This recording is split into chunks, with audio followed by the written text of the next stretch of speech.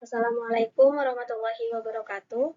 Perkenalkan, nama saya Alvin Khairul Jannah, NIM 21383042067, kelas Akuntansi Syariah A. Di sini saya akan menjelaskan tentang maksimalisasi laba dan peramalan penjualan. Maksimalisasi laba.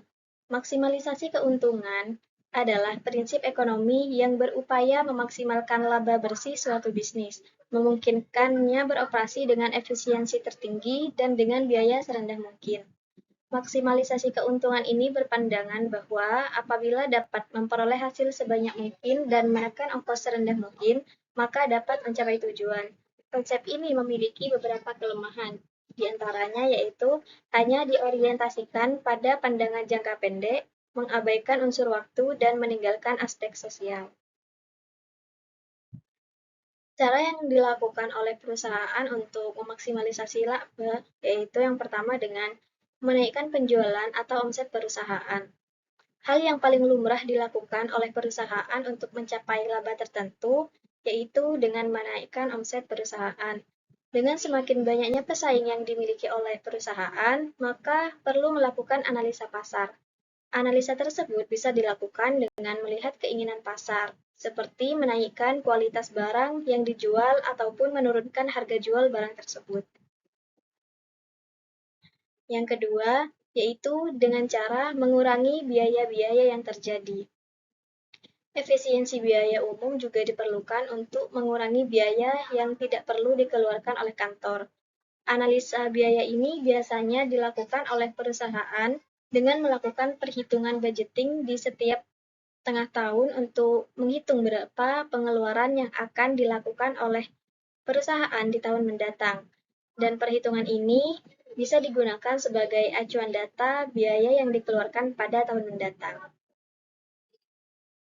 Yang ketiga, yaitu dengan memperhatikan tingkat perputaran persediaan. Perputaran persediaan ini perlu menjadi perhatian agar tidak ada persediaan yang terlalu lama di gudang. Persediaan yang terlalu lama di gudang akan menambah beban perusahaan di bidang penyimpanan maupun perawatan, dan hal ini menyebabkan biaya yang dikeluarkan oleh perusahaan akan membengkak. Selanjutnya, mencoba mengurangi pemborosan pada persediaan. Hal ini bisa terjadi pada perusahaan manufaktur dengan melakukan analisa apakah produksi yang dilakukan bisa diefisienkan dari segi penggunaan bahan baku. Selain itu, perencanaan produksi juga diperhatikan untuk meminimalkan kesalahan dalam produksi, karena kesalahan tersebut berujung pada limbah yang dihasilkan akan tinggi dan berakibat pada kerugian yang ditimbulkan pada perusahaan. Dan yang terakhir, yaitu dengan review kembali profit margin perusahaan. Perhitungan harga produk tersebut harus memiliki rumusan yang jelas agar penjualan yang dikeluarkan dapat menutupi biaya-biaya yang dikeluarkan dan memperoleh net profit margin sesuai yang ditetapkan. Selanjutnya, ramalan penjualan. Peramalan penjualan atau sales forecasting yaitu merupakan teknik proyeksi permintaan langganan yang potensial untuk suatu waktu tertentu dengan berbagai asumsi. Hasil dari peramalan penjualan lebih merupakan pernyataan atau penilaian yang dikuantifisir terhadap kondisi masa depan mengenai penjualan sebagai proyeksi teknis dari permintaan konsumen potensial untuk jangka waktu tertentu.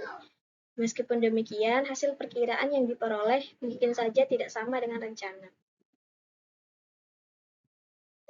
Pada umumnya, hasil dari suatu peramalan penjualan akan dikonversikan menjadi rencana penjualan dengan memperhitungkan berbagai hal seperti pendapat manajemen, strategi-strategi yang direncanakan, keterkaitan dengan sumber daya, serta ketetapan manajemen dalam usaha mencapai sasaran penjualan. Forecast penjualan merupakan ukuran yang diprediksikan tentang bagaimana pasar akan memberikan tanggapan terkait produk atau jasa yang dijual. Dan pada prakteknya, metode forecast penjualan yang umum dilakukan di Indonesia ada dua, yakni metode kualitatif dan metode kuantitatif.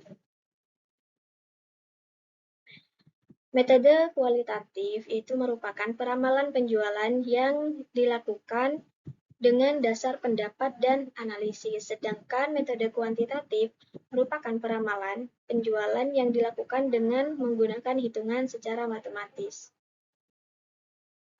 Salah satu metode forecasting yaitu survei pasar atau market survey. Survei pasar merupakan metode peramalan yang meminta input dari para pelanggan potensial yang memperhatikan rencana pembelian di masa depan. Apa yang dikatakan pelanggan dan apa yang sebenarnya mereka lakukan itu memang seringkali berbeda. Nah, ini juga terkadang sulit untuk dijawab.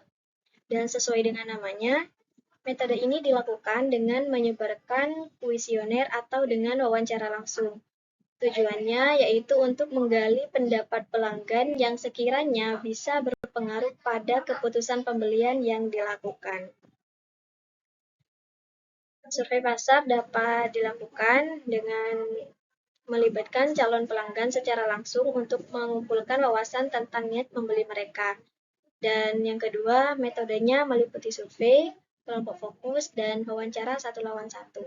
Dan yang terakhir, dengan memberikan umpan balik langsung dari pasar, tetapi dapat dipengaruhi oleh faktor eksternal seperti penyusunan pertanyaan atau lingkungan tempat penelitian dilakukan. Mungkin hanya itu saja yang bisa saya sampaikan. Kurang dan lebihnya mohon maaf. Assalamualaikum warahmatullahi wabarakatuh.